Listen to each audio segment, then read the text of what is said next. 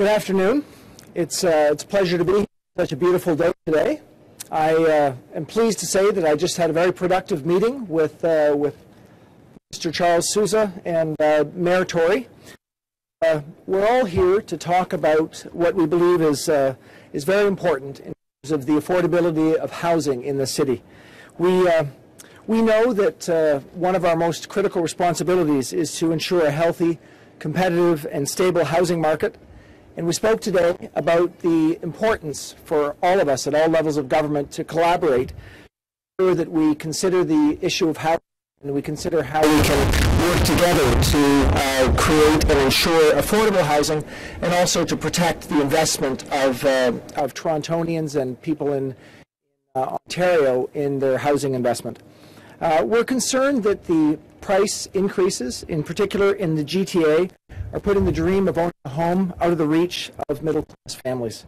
At the same time, we know that those who own their homes are concerned that they maintain the value of those homes. Nous savons que c'est très important d'avoir un logement abordable pour les familles ici à Toronto, mais en même temps, nous savons que c'est très important de protéger les investissements pour les familles. Protéger les investissements le plus dans leur vie, c'est normalement leur investissement dans leur maison.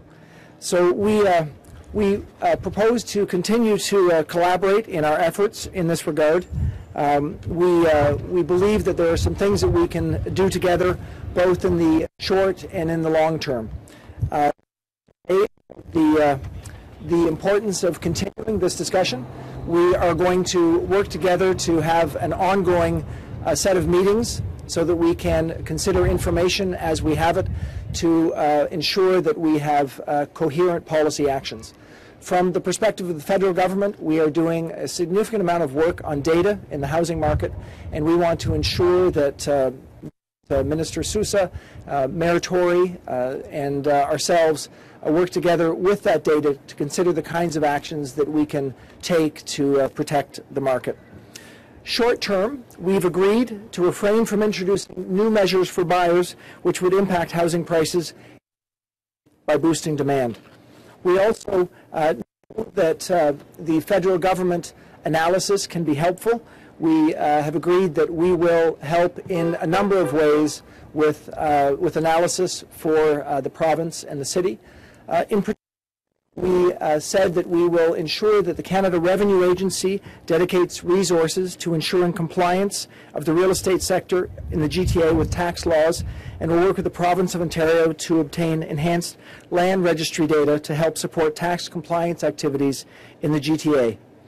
We also, through the Financial Transactions and Reports Analysis Centre of Canada, or FINTRAC, we will work to ensure compliance, in particular with anti-money laundering rules, to ensure that nothing in the housing market is going on that we should take closer attention to from a money laundering standpoint.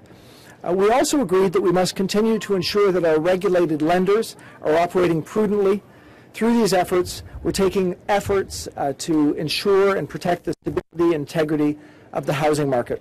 So I'd like to thank my counterparts, Minister Sousa and Mayor Tory, for demonstrating leadership and a commitment to ongoing work in the housing market. We, as a federal government, remain committed to doing so from our perspective.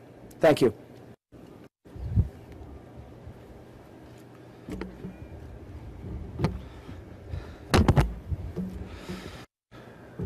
Thank you, Bill. Folks, a strong housing market reflects Ontario's strong economy. People are moving here at the fastest rate in 29 years. While this is good news, our government has been increasingly concerned about rapidly rising housing costs. The fundamental problem is that housing prices are not only high, they've increased too dramatically. We recognize that market forces will prevail with this spike.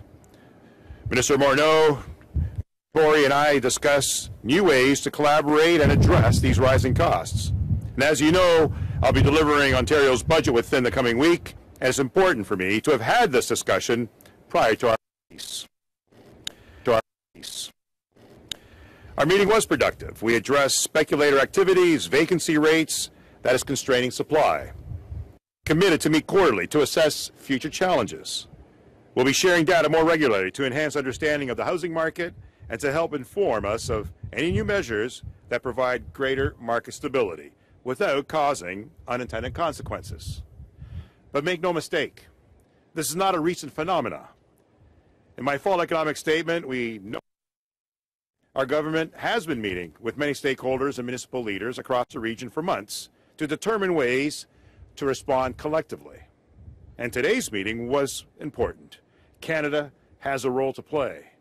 As you know, I requested the federal government to limit capital gains exemptions on speculation to ensure that those property scalpers pay their full. Why I'm pleased that Canada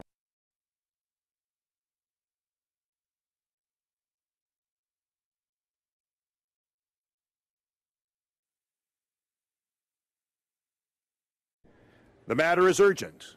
People are expecting action. It's needed now. So in the coming week, the Ontario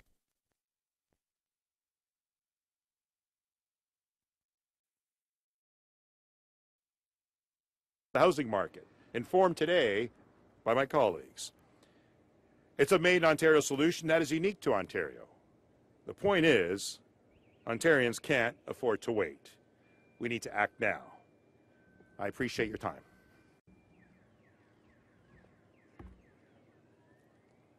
Well, good afternoon, and I want to express my thanks, first of all, to Minister Bill Morneau for convening this meeting, and of course to both himself and to Minister Charles Sousa for attending. I think the very fact this meeting took place should provide a degree of assurance to Toronto residents and people in the Toronto region that the housing situation is something every level of government is focused on, and we're committed to addressing the issue to the best of our collective abilities. This is a successful city, rather, as Minister Sousa said, where people want to live. And we want to make sure that it remains affordable to people, whether they rent or buy their home. But there's a very real and growing divide between those who can afford to live and work here and those who cannot. And as we grow more successful, which we all hope is the case, we have to make sure that there is housing which is affordable and accessible to people of all income levels. The issue we're facing on housing affordability affects almost everyone. Those with lower incomes being priced out of the city and forced to commute hours every day to work, middle-income earners struggling to afford rent, and young couples looking to start a family and looking to acquire their first home and feeling an increasing sense of impossibility. Toronto still ranks as one of the most livable cities in the world, but there is work to do if we want to keep it that way. We must keep this an affordable city for all of our residents. Last month, I convened a round table of experts in the housing field to give our government advice on what could be done. The other governments represented here have done the same. And so today's meeting was a welcomed coming together of that input and of those ideas. Most important of all, I think, is the need for us to be aware of our respective plans and concerns, to ensure that actions intended to be taken are responsible and effective and do not have unintended consequences. Addressing the challenge of rapidly rising housing costs is going to take a range of solutions from all levels of government, but there will be no silver bullet. And although the people we serve are anxious, and this has created a sense of urgency, there are a variety of opinions out there as to what should be done, and I have certainly stressed that we need to approach those different ideas with a great sense of caution. From the city's perspective, I have recommitted our government to streamline and speed up approvals generally, but for new affordable rental housing in particular. While planning approvals must be responsibly given, I do not want paperwork and cumbersome bureaucracy to stand as an obstacle to increasing the supply of affordable housing. We're looking at a vacant home tax and whether that could ensure real estate in Toronto is first and foremost, as it should be, a place to live, and as an investment second. I welcome today's commitment from Minister Morneau to share the analytical horsepower of the federal government to help us have better data, because we all agreed we do not have at present the data that we need to conclusively deal with these things. After all, we will be better able to pinpoint problems and possible solutions if we do have all the information possibly available in our hands. Finally, we will be lobbying all levels of government to work together to increase the supply of affordable rental housing and support us in ensuring our existing stock is suitable to live in. But let's be clear, this situation didn't happen overnight and it won't be fixed overnight. Whether you own a home or rent a home or are desperately trying to own or rent a home in this market, I certainly want people to know, and I know that my colleagues feel the same way, we share those concerns, the doubts and the frustrations. And from this meeting and my ongoing dialogue with both of these gentlemen, I know they do too. Nous comprenons la frustration, la peur, l'espoir diminué des personnes qui cherchent un logement abordable dans la région de Toronto. Nous nous sommes engagés à travailler ensemble pour prendre des mesures responsables et efficaces pour aborder à la fois la spéculation sur le marché et le marque d'approvisionnement. I want people to live and work in Toronto. I want them to continue to come here, to see it as a magnet for people to come. I want young people to be able to afford decent housing in the city as they start their first job in Toronto. I want couples to be realistically able to consider ownership of residential real estate as they raise their families and build their lives in Toronto. Today's meeting is the beginning of what I hope will be a coordinated response by all levels of government to keep the market stable. And I should say in that regard, one of the other things that we did discuss and that I've mentioned before is that the real estate industry has to have a look at itself, and perhaps encouraged by their provincial regulator. And they don't even reject the notion that some of the practices that have ended up evolving over time in terms of how people buy houses may be contributing to the frothiness of this market. And I've been listening to people and I've heard them say that, and I believe that there is something there to be looked at. I hope that today's meeting sends a message that we are concerned, we are preparing for intervention if needed, and we're committed to keeping Toronto as affordable as possible. Thank you, and I think we're all available to answer your questions as you wish. Go over here at the mic on the left. Bonjour, Claudine Brûlé, Radio-Canada. La question, c'est pour M. Tory et Morneau. M. Sousa nous a dit qu'un plan s'en venait pour la province. Est-ce qu'il y a des mesures concrètes que vous voulez prendre à la Ville et au gouvernement fédéral? Et pour le gouvernement fédéral, comment faire que ça s'applique seulement pour la grande région de Toronto et pas pour l'ensemble du pays? Parce que le problème n'est pas à l'échelle nationale. Ce n'est pas possible pour la Ville qu'est-ce que c'est le mot, implémenter les mesures et sans la coopération des autres gouvernements. Par exemple, un impôt sur le logement vacant, nous avons besoin de la permission de la province de l'Ontario. Mais c'est la raison pour la réunion aujourd'hui de collaborer entre les gouvernements et décider les mesures qui adressaient le problème. Merci. Pour le gouvernement fédéral, nous savons que nous avons des mesures qui sont nationales. Et ça, c'est notre situation. Ce que nous pouvons faire, nous pouvons aider avec information. Nous pouvons trouver l'information nécessaire pour faire des mesures ici à Toronto, en Ontario en même temps. Nous pouvons être certains qu'il n'y a pas des gens qui sont en train de faire des choses contre les lois. J'ai dit anti-money laundering est quelque chose de très important pour nous.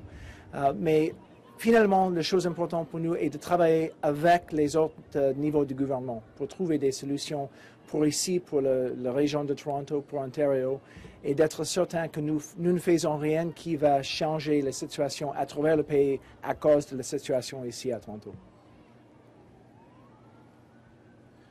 Collaboration entre le gouvernement et social.